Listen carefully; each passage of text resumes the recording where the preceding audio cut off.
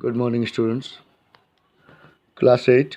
In the previous class, we had already completed the first page in lesson 4. Let your gentleness be evident to all.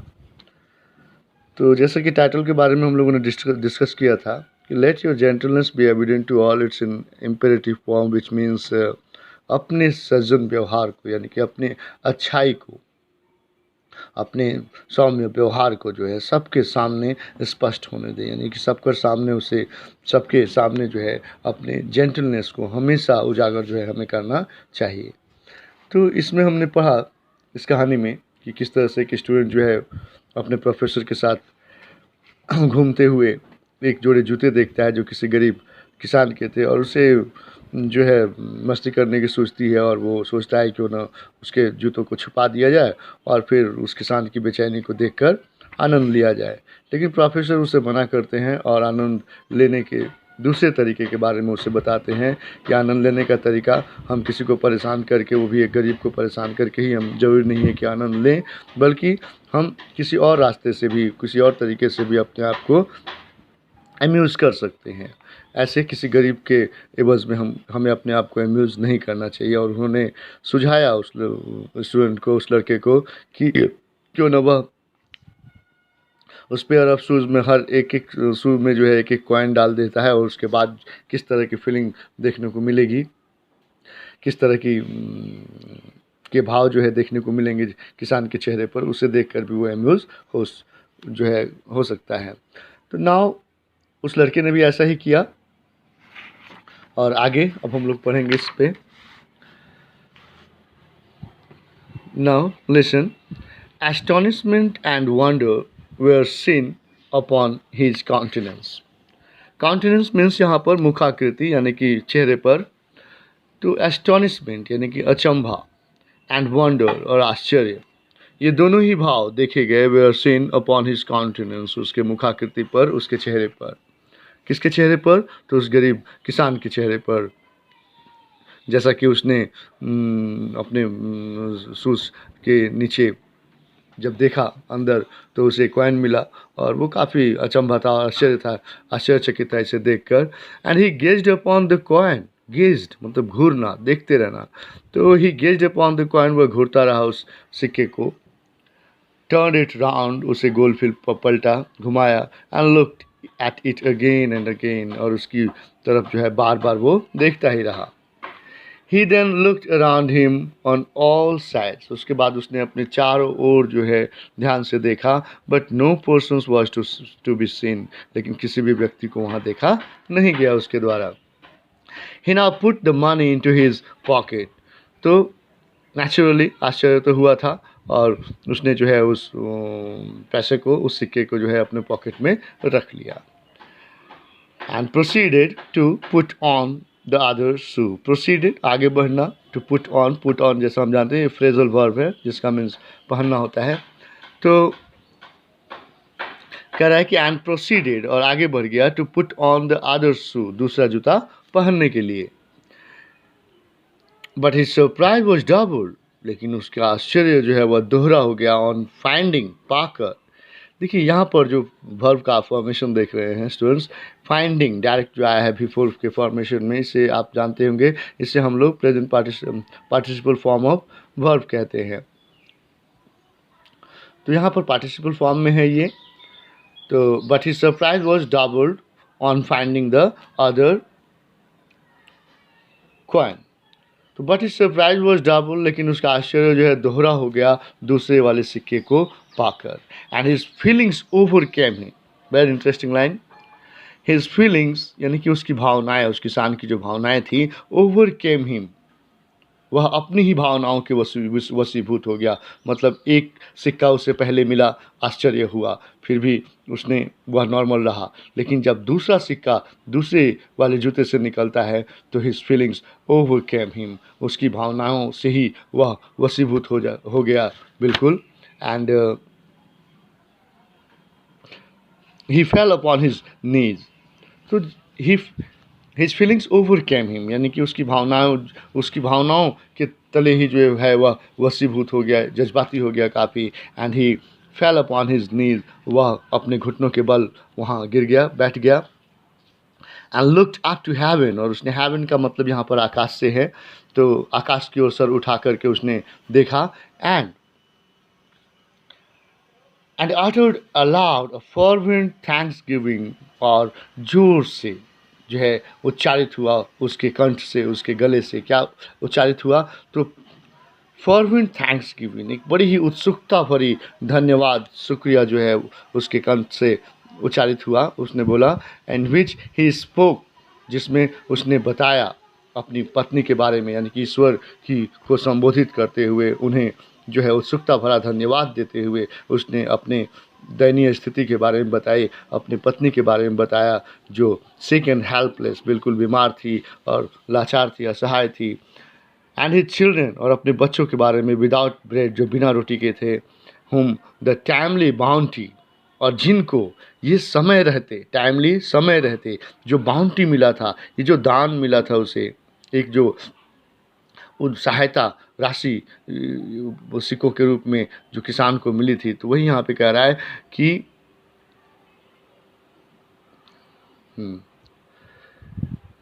In which he spoke of his wife, जिस जो उसने thanks giving की, यानी कि धन्यवाद जो ईश्वर को उसने दिया आकाश की ओर सर करके उठा करके, तो उसमें उसने अपने दुख के बारे में बताया, अपनी पत्नी के बारे में जो बीमार थी और हेल्पलेस थी, बिल्कुल लाचार थी।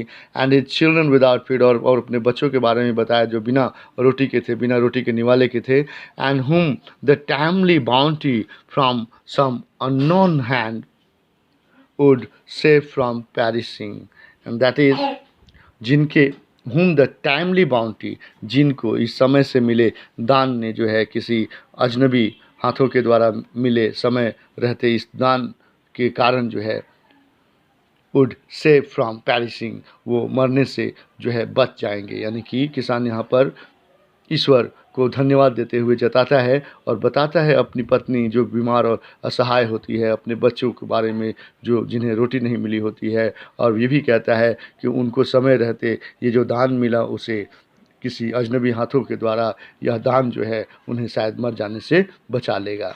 And now the boy stood deeply affected, वह लड़का वहीं पर खड़ा था, काफ़ी गहराई से प्रभावित होते हुए जो है वहीं जहाँ खड़ा था वहीं खड़ा होकर, और काफ़ी अंदर तक, काफ़ी हृदय के अंदर तक जो है वो इस सीन से, इस दृश्य से प्रभावित हुआ था। तो that's why it is said that the boy stood there deeply affected, वो लड़का काफ़ी गहराई तक प्रभावित होता हुआ वहीं खड़ा रहा। And his eyes field with tears, और उसकी आंखें जो है वो आंसुओं से भरी हुई थी।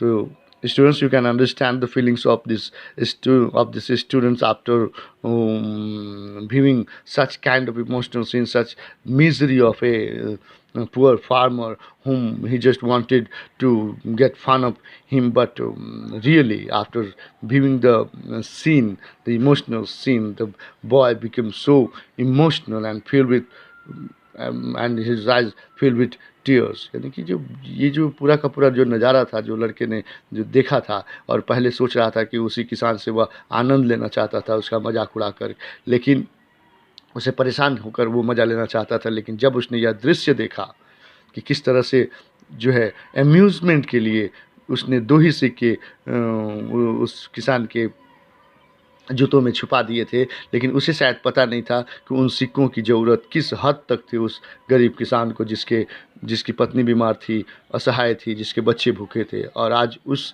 ज़रूरत के समय पर ये जो 2 सिक्के उस बच्चे ने अनायास ही दे दिए थे अपने अम्यूज़मेंट के लिए, उसके भावों को पढ़ने के लिए, लेकिन उस देने वाले, उस डोनेटर को भी पता नहीं था कि, उस डोनेट करने वाले को भी पता नहीं था कि किसान इतना जल्द, इतना अधिक खुश हो जाएगा और उसका परिवार इतने बड़े त्रासदी से जो है बच जाएगा।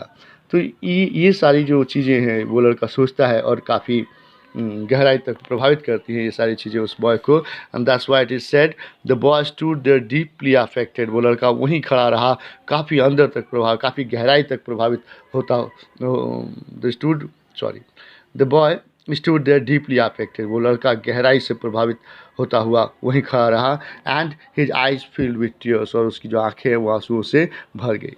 नाउ अब सेड द प्रोफेसर ने कहा, are you not much better pleased than if you had played your intended trick।